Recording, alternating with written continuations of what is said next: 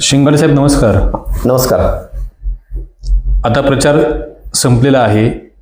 उद्या मतदानाचा दिवस आहे. आपण आपल्या सुज्ञ मतदारांना आपण काय आवाहन कराल? बघा मिथुन भाऊ, प्रचाराची काल 5 वाजता सांगता झाली आणि 5 वाजता सांगता झाल्यानंतर प्रत्येकाने प्रचाराचे जे झेंडे होते ते उतरवून ठेवले. फ्लेक्स वगैरे गावोगावी लावले होते ते पण उतरवून ठेवले आणि प्रत्येक उमेदवार हा सामान्य माणसापर्यंत, प्रत्येक कुटुंबापर्यंत त्या उमेदवारांनी स्वतःचा प्रचार करून पोहोचण्याचं काम केलं.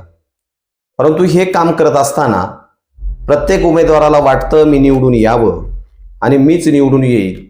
परंतु ही जी जनता जनार्दन आहेत, हे सक्षम उमेदवार कोण आहे, कोण आपल्या भागाचा विकास करू शकतो, आपल्याला वेळ कोण देऊ शकतो आणि आपल्या भविष्यामधल्या अडीअडचणी कोण सोडवू शकतो, ह्या सगळ्या गोष्टी, ह्या सगळ्यांचं भवितव्य उद्याच्या मतपेटीमधनं ते खऱ्या अर्थानं बंद होणार आहे.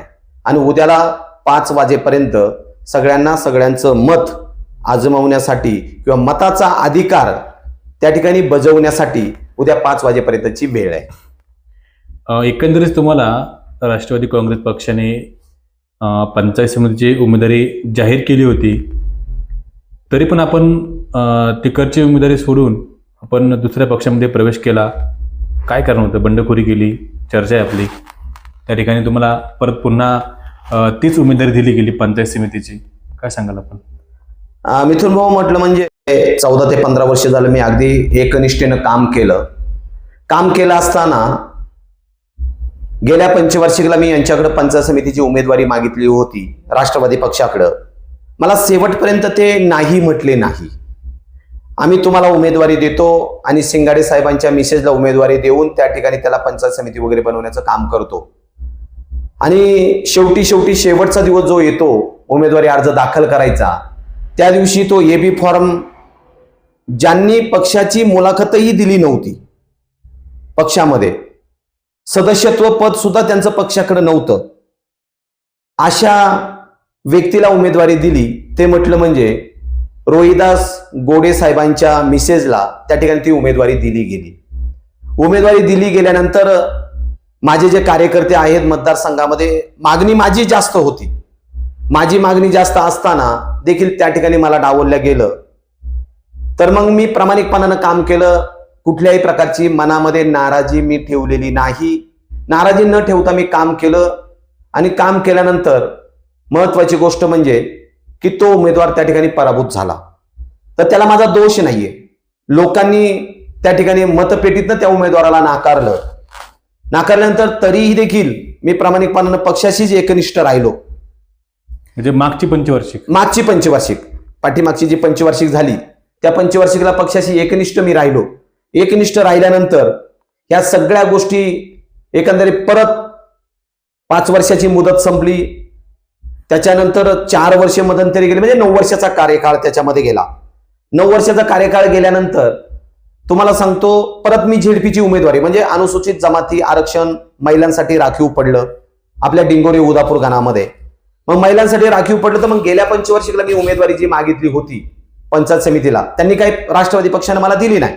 मग यावेळेस मी काय केलं की सिनियरिटी माझी होती, मी प्रथम क्रमानं मी त्यांच्याकडे उमेदवारी मागितल्यानंतर त्यांनी मला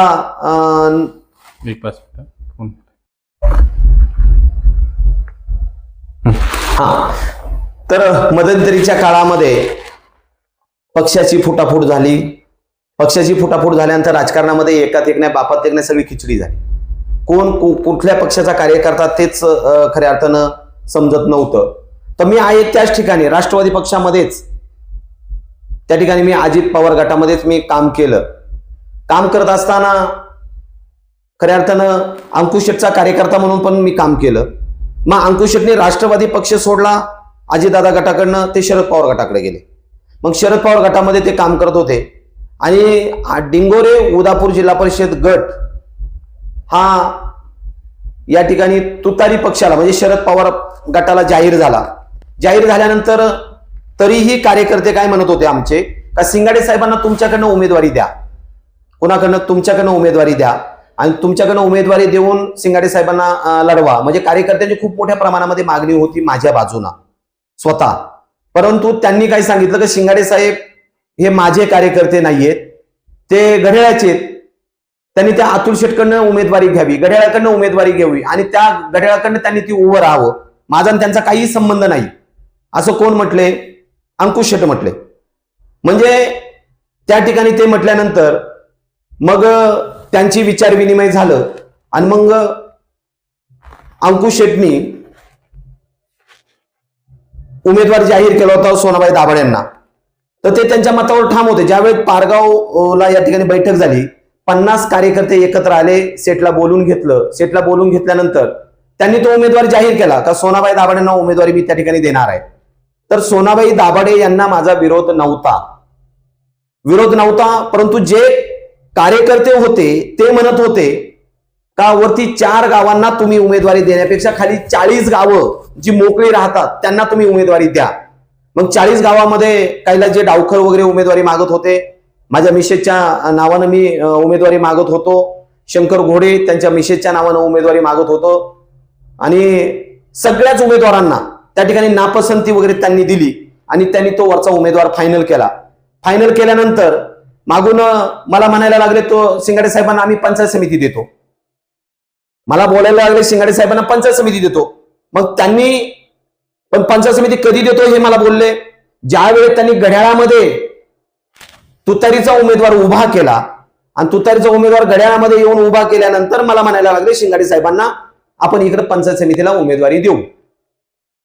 मग पंचायत समितीला उमेदवारी देऊ तर मी चक्क नकार दिला. मी त्यांना एकच सांगितलं तुम्ही मला उमेदवारी देताय ना, तर गेल्या पंचवार्षिकला तुम्ही मला उमेदवारी दिलेली नाही, गेल्या पंचवार्षिकला तुम्ही मला फसवलं, ह्या पंचवार्षिकला मी तुमच्यावर विश्वास ठेवू शकत नाही. जर मला तुम्ही जिल्हा परिषदेची उमेदवारी जर देणार असाल तर मी उभा राहतो, नाहीतर मला राष्ट्रवादी काँग्रेस पक्षाकडनं मला उमेदवारी नको.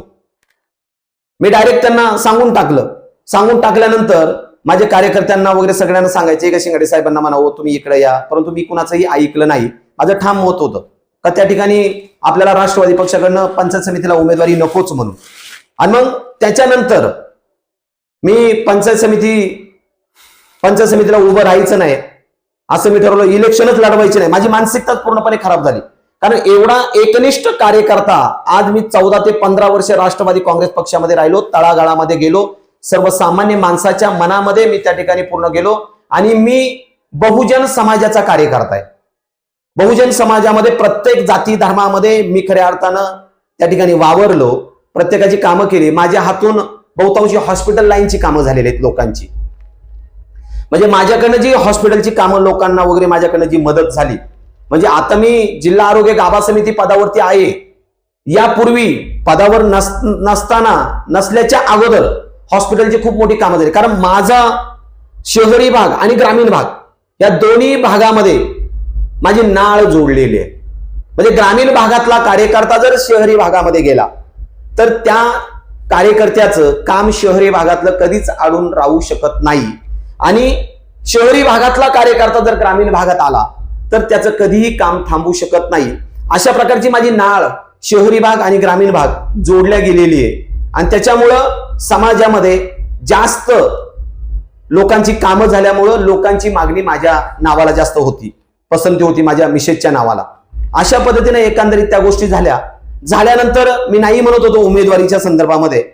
त्याच्यानंतर मी माझे कार्यकर्ते काही दादांकडे गेले, दादांबरोबर माझं बोलणं पण झालं. परंतु शरद दादांकडे जात असताना मी त्यांना एकच सांगितलं, म्हटलं दादा मला तुम्ही झेडपीची उमेदवारी द्या, मी पंचायत समितीला इच्छुक नाही. मी दादांना सांगितलं मला झेडपीची उमेदवारी द्या, कारण मी झेडपीचा उमेदवार आहे, मी पंचायत समितीचा नाही. परंतु दादांनी मला काय सांगितलं की शिंगाडे साहेब, जी झेडपीला जो उमेदवार सिंधुताई कैलासजी गारे ज्या आहेत त्या उमेदवाराचा प्रचार 2 महिने झालं चालू आहे आणि तो उमेदवार घराघरात पोहोचलाय, सामान्य माणसांपर्यंत पोहोचलेला आहे आणि त्या उमेदवाराचा प्रचार हा लांबपर्यंत पोहोचलेला आहे. तो प्रचार आपल्याला पाठीमागे घेता येणार नाहीये आणि माझा शब्द गेलाय. दादानी मला एकच सांग, माझा एक शब्द आहे तुम्हाला, तुम्ही पंचायत समितीला उभे राहा, मी तुम्हाला पंचायत समिती देतो आणि पंचायत समिती दिल्यानंतर तुम्हाला सभापती बनवण्याची जबाबदारी ही माझी आहे. दादांनी मला शब्द दिला. मग त्याच्यानंतर दादांनी मला सांगितलं की तुम्हाला मी अर्ध्या तासाचा वेळ देतो विचार करण्यासाठी, तुम्ही विचार करा, आलेली संधी सोडू नका. मग माझ्या मनामध्ये असं आलं की तालुक्यातला जो प्रथम नागरिक आहे, जो तालुक्यातले जे आमदार आहेत, ते आमदार साहेब जर आज आपल्याला फोन करतात, स्वतः त्यांचा 7:45 फोन आला शेवटच्या दिवशी फॉर्म भरायच्या दिवशी, ते स्वतः आपल्याला फोन करतात आणि स्वतः आपल्याला जर ते सांगतायत या सगळ्या गोष्टी, मग आज आपण त्यांचं नाही ऐकायचं, मग कुणाचं ऐकायचं? ह्या सगळ्या गोष्टी त्यांनी सांगितल्यानंतर मग मला नाही विलाजानं ती उमेदवारी मला स्वीकारावी लागली. म्हणजे ही जी उमेदवारी मी जी घेतली ती जनसामान्यांच्या कामासाठी, लोकांच्या कल्याणासाठी, आणि लोकांना चांगलं माहिती आहे की शिंगाडे साहेब हे आपले बहुजन समाजाचे कार्यकर्ते आहेत. मिथुन भाऊ जीवनामध्ये राजकारण कधीच केलं नाही. मी तुम्हाला सांगेल माझं 90% समाजकारण आहे, 10% राजकारण. हो म्हणून असं म्हणून घ्या. राजकारण हा प्रकार, राजकारण माझा हा पिंड नाही, राजकीय वारसा माझ्या घराण्याला नाही, कुठल्याच प्रकारचा नाही. परंतु प्रत्येक जाती धर्मामध्ये माझे नाते संबंध आहेत. मी नेहमी म्हणत असतो, रक्ताच्या नात्यापेक्षा मित्रत्वानं जडलेली नाती कधीही श्रेष्ठ असतात. ते मित्रत्व आज माझं डिंगोरे उदापूर गटामध्ये खऱ्या अर्थानं मी जोडलेलं आहे. म्हणून त्या गोष्टी खऱ्या अर्थानं या ठिकाणी मी केल्या. म्हणून लोकांची माझ्याबद्दल मागणी आहे की शिंगाडे साहेब तुम्हाला उमेदवारी व्हावी. आणि आता मी सगळ्या मतदार बंधू आणि भगिनींना मी आव्हान करेन की ही जी पंचायत समितीची उमेदवारी मला मिळालेली शिवसेना पक्षाकडनं, तर जिल्हा परिषदेचे जे उमेदवार आहेत सिंधुताई कैलास गारे, उच्च शिक्षिका म्हणून आज त्या काम करतात. सरपंच पद त्यांनी तळेरान भागामध्ये भूषवलेलं आहे आणि अभ्यासू व्यक्तिमत्व आहे. ते जिल्हा परिषदेला उभी आहेत. उदापूर गणातनं सांगनोरे कोल्हेवाडी गावच्या सरपंच, आदर्श सरपंच म्हणून त्यांना तो पुरस्कार जाहीर झालेला आहे. माझ्या धर्मपत्नी सौ अनिता बुधाजी शिंगाडे ह्या देखील उदापूर गणातनं उभ्या आहेत. आणि डिंगोरे गणातनं रेश्मा महेंद्रजी सदाकाळ ह्या देखील ग्रामपंचायत सदस्य म्हणून काम करतात. म्हणजे हे तिन्ही उमेदवार अतिशय उच्च शिक्षित, सामाजिक क्षेत्राची जाण असणारे, सामान्य कुटुंबातील यांचा खऱ्या अर्थानं जन्म झालेला आहे. म्हणजे सामान्य माणसापासून तर त्यांनी प्रत्येक गोष्टीचा अनुभव घेत आज इथपर्यंत आले. आणि हे तिन्ही उमेदवार निवडून जर आले, निवडून येणारच, निवडून जर आले तर हा विषयच नाहीये. कारण पूर्णपणे तुम्ही बघितलं, ज्यावेळेस मी शिवसेनेमध्ये इकडं प्रवेश केला त्यावेळेस सगळं वातावरण टोटली शिवसेनामय झालं. आणि प्रत्येक उमेदवार हा 101% निवडून आल्याशिवाय राहणार नाही. एवढंच मी आपल्याला सांगतो. मी जी शिवसेनेकडून उमेदवारी जी मला मिळाली तर त्याच्यामध्ये माझा कुठल्याही प्रकारचा, राष्ट्रवादी काँग्रेस पक्षाने मला स्वीकारलं नसल्यामुळं मी शिवसेनेकडनं उमेदवारी घेतली आणि शिवसेनेकडनं उमेदवारी घेऊन माझ्या मिसेजला मी रिंगणामध्ये उभं केलेलं आहे. उद्याच्या येणाऱ्या 7 तारखेला सगळ्या मतदार बंधू आणि भगिनींना मी आव्हान करतो, धनुष्यबाणासमोरचं बटन दाबून तिन्ही उमेदवारांना बहुसंख्य मताने विजय करावं हे आव्हान कळकळीचं हात जोडून मी करतो सगळ्यांना. आणि या ठिकाणी मी थांबतो.